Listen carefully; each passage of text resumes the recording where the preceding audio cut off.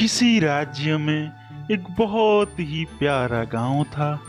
उस गांव का नाम सोनपुर था। उस गांव में बहुत ही बड़ी बड़ी नदियां और बड़े बड़े पहाड़ थे। उस गांव की सुंदरता वहां के सभी लोगों को बहुत ही आकर्षित करती थी।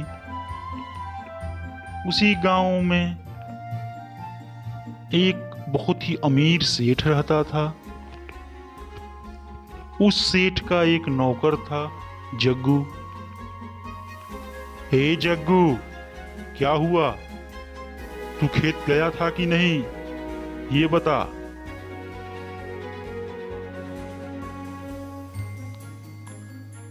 हाँ हाँ सेठ जी, मैं खेतों का बराबर ध्यान रख रहा हूँ।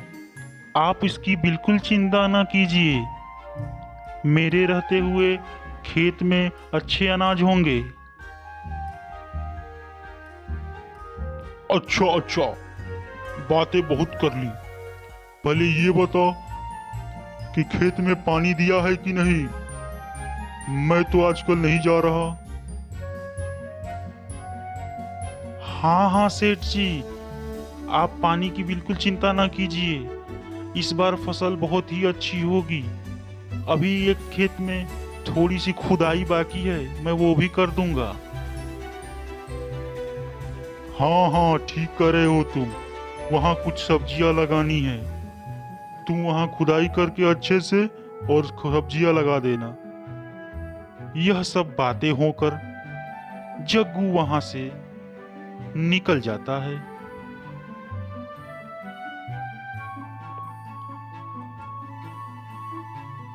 सेठ से बातें करके जग्गू धीरे धीरे अपने गांव की तरफ जाने लगता है।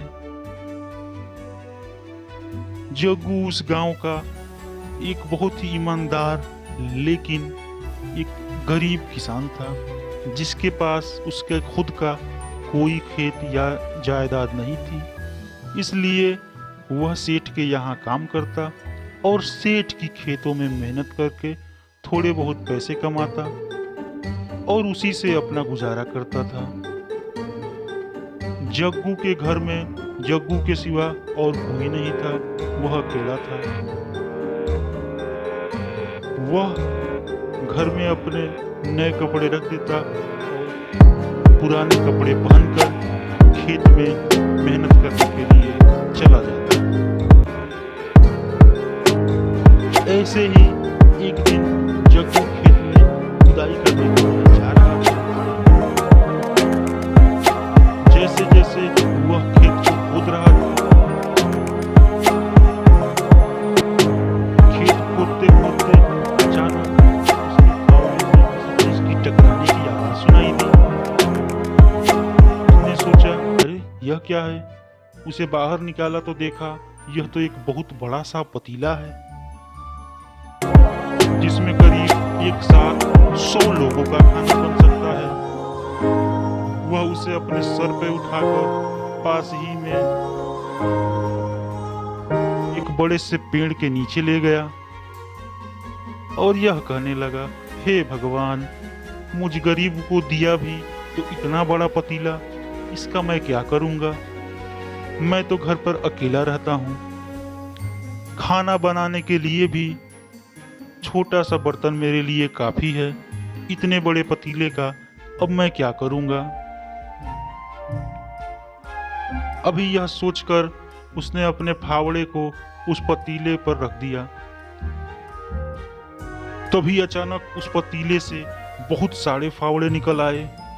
यह देखकर जग्गू बहुत परेशान हुआ और सोचने लगा, अरे यह कैसे हो गया?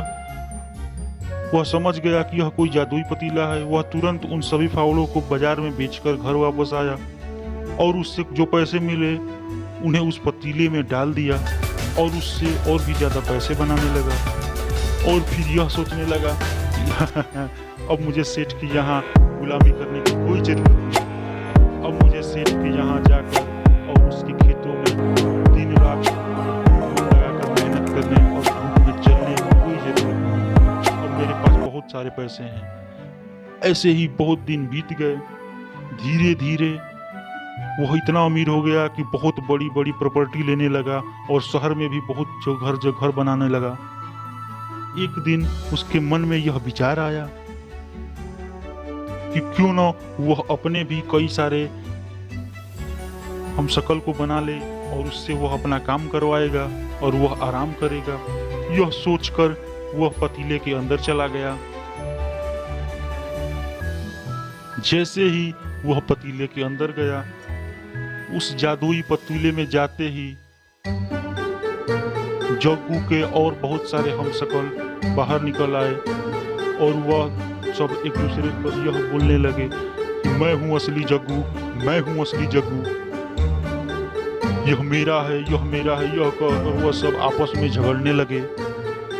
झगड़ते झगड़ते वह सब इतने गुस्से में हो गए, एक दूसरे को सबने मार डाला और इस तरह आपस में लड़कर और लालच की वजह से उसने अपना सब कुछ खो दिया।